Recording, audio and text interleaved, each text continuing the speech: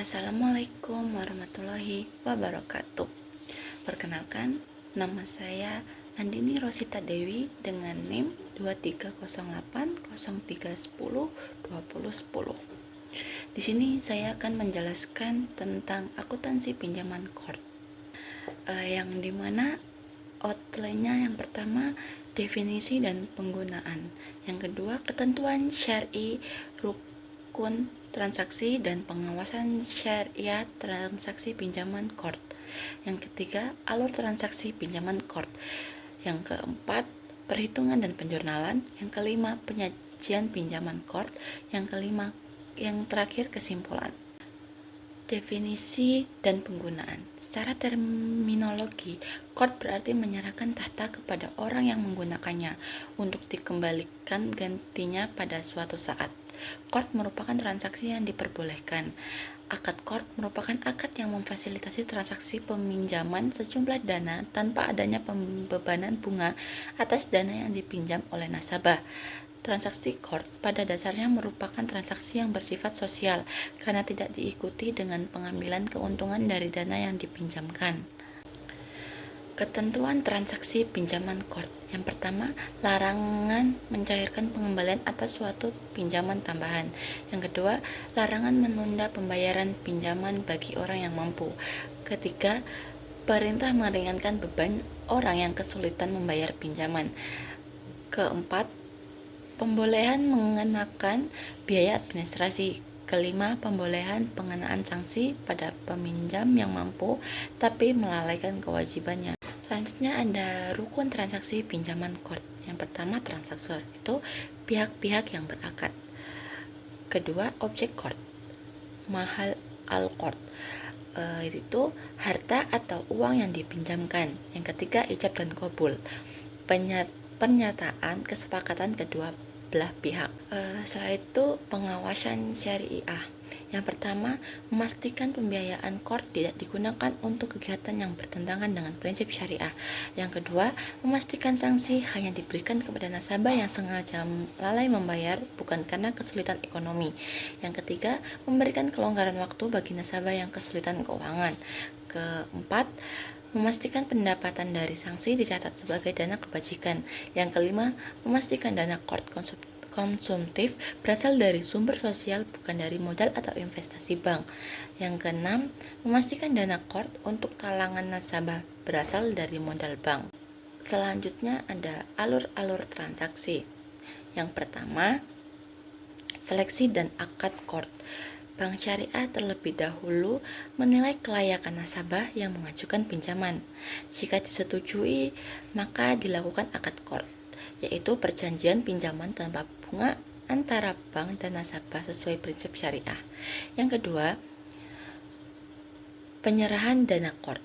Setelah akad ditandatangani, bank syariah menyerahkan dana pinjaman kepada nasabah sesuai jumlah yang disepakati.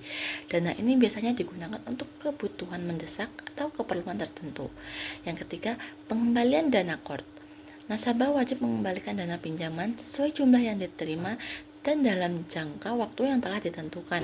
Pengembalian dilakukan tanpa tambahan bunga, hanya dikenakan biaya administrasi bila ada. Selanjutnya, pinjaman Kort dengan dana intern. Bapak Hartanto yang bekerja pada sebuah bank syariah meminjam kepada bank syariah tersebut dengan skema Kort untuk membayar uang masuk sekolah anaknya di perguruan tinggi. Pinjaman Kort ini menggunakan dana intern bank. Informasi terkait akad yang disepakati adalah sebagai berikut. Jumlah pinjaman 1 juta, lama pinjaman 4 bulan, biaya administrasi 10.000. Teknis perhitungan pinjaman Kort. Yang pertama, perhitungan angsuran per bulan. Angsuran per bulan sama dengan total piutang bersih dibagi jumlah bulanan pelunasan. Jadi 1 juta dibagi 4 sama dengan 250.000. Untuk yang kedua, perhitungan biaya administrasi. Biaya administrasi sebesar 1% dari pinjaman dipungut saat akad untuk menutup biaya administrasi pembiayaan bank syariah. Biaya administrasi sama dengan N% dikali besar pinjaman, sama dengan 1% dikali 1 juta, jadinya 10.000. Selanjutnya penjurnalan transaksi pinjaman Court. Yang pertama, saat akad disepakati. Contohnya pada tanggal 20 Agustus, Bank Syariah menyetujui pinjaman Court Bapak Hartanto dan langsung memasukkannya dalam rekening tabungan atas nama Bapak Hartanto. Pada hari yang sama, Bank Syariah langsung memotong biaya administrasi atas transaksi pinjaman Court. Jurnalnya yaitu pada tanggal 20 Agustus. Debitnya pinjaman Court dan kreditnya rekening nasabah sebesar 1 juta. Selanjutnya pada debit rekening nasabah, pada debit dan kreditnya pendapatan administrasi sebesar 10.000. Untuk yang kedua, saat pembayaran angsuran. Yang A, terdapat dana yang cukup untuk membayar angsuran apabila pada tanggal 20 September, tanggal jatuh tempo angsuran pertama, Bank Syariah mendapati rekening nasabah memiliki saldo dana yang cukup untuk pembayaran angsuran, maka jurnal pendebitan rekening untuk pembayaran angsuran pinjaman Court adalah sebagai berikut. Pada tanggal 20 September, debitnya rekening nasabah Pak Hartanto dan kreditnya pinjaman Court sebesar 250.000. Untuk yang B, tidak terdapat dana sama sekali yang dapat didebit apabila pada tanggal 20 Oktober, tanggal jatuh tempo angsuran kedua, tidak ada dana sama sekali yang dapat didebit untuk pembayaran angsuran. Maka pada tanggal 5 November, Bapak Hartanto telah menyetorkan sejumlah dana sehingga memungkinkan Bank Syariah untuk mendebit rekening tersebut. Pada tanggal 20 Oktober, debit yaitu pinjaman Court jatuh tempo, pada kreditnya pinjaman Court sebesar 250.000.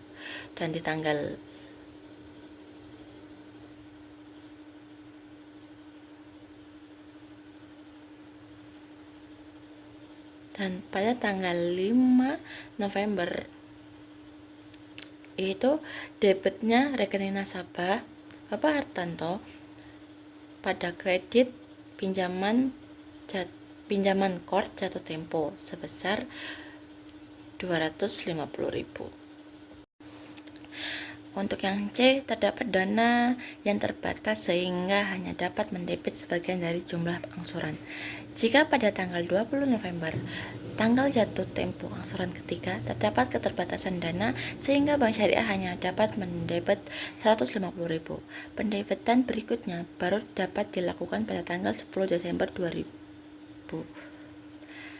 Setelah Bapak Hartanto menyetorkan sejumlah dana tertentu sehingga Bank Syariah dapat mendebit sisa angsuran yang belum didebit ke rekening oleh bank. Jurnal untuk transaksi tanggal 20 November dan 10 Desember adalah sebagai berikut. Pada tanggal 20 November, debit rekening nasabah Bapak Hartanto sebesar 150.000. Debit yang selanjutnya pinjaman Court jatuh tempo sebesar 100.000. Untuk kreditnya pinjaman Court sebesar 250.000. Pada tanggal 10 Desember, debitnya rekening nasabah Bapak Hartanto sebesar 100.000, kreditnya pinjaman Court jatuh tempo 100.000. Yang ketiga, saat penerimaan imbalan. Misalkan pada tanggal 20 Desember, waktu pembayaran angsuran terakhir yang juga merupakan waktu akhir periode pinjaman Court, Bapak Hartanto di samping membayar cicilannya yang terakhir sebagai rasa terima kasihnya kepada Bank Syariah yang telah memberi pinjaman Court untuk pembayaran uang kuliah anaknya, memberikan imbalan sebesar 25.000 kepada Bank Syariah. Penyerahan cicilan dan imbalan dilakukan secara langsung tanpa melalui debit rekening. Maka jurnal transaksi pada tanggal 20 Desember tersebut adalah sebagai berikut. Pada tanggal 20 Desember, debitnya kas sebesar 275.000. Lalu kreditnya pinjaman Court 250.000 dan kredit untuk pendapatan operasi lainnya sebesar 25.000. Yang keempat, penentuan cadangan kerugian pinjaman Kort. Misalkan pada pertengahan bulan Desember, Bapak Hartanto melaporkan dirinya mengalami musibah sehingga diperkirakan tidak mampu membayar cicilan terakhirnya. Untuk itu dibentuk cadangan kerugian penurunan nilai aset keuangan pinjaman Kort dengan jurnal sebagai berikut. Debitnya beban kerugian penurunan nilai aset keuangan pinjaman Kort sebesar 250.000, pada kredit cadangan kerugian penurunan nilai aset keuangan pinjaman Kort sebesar 250.000. Penyajian pinjaman Kort berdasarkan PAPSI 2013 disebutkan bahwa yang pertama, pinjaman Kort yang bersumber dari interbank dan dana pihak ketiga disajikan pada pos pinjaman Kort. Yang kedua, cadangan kerugian penurunan nilai pinjaman Kort disajikan sebagai pos lawan kontra account pinjaman Kort. Kesimpulannya, pinjaman Kort merupakan akad sosial dalam perbankan syariah yang memberikan pinjaman dana tanpa bunga dengan kewajiban pengembalian sesuai jumlah pokok. Dalam pelaksanaannya, bank hanya diperbolehkan mengenakan biaya administrasi untuk menutup biaya operasional, bukan untuk mencari keuntungan. Pengawasan syariah berperan penting untuk memastikan transaksi sesuai prinsip Islam, terutama agar dana tidak digunakan untuk kegiatan non-syariah dan sanksi hanya diberikan kepada nasabah yang sengaja lalai. Secara keseluruhan, Kort menekankan nilai tolong-menolong, kejujuran, dan tanggung jawab, sekaligus menjaga keseimbangan antara aspek sosial dan tata kelola keuangan bank syariah. Cukup sekian materi dari saya. Wassalamualaikum warahmatullahi wabarakatuh.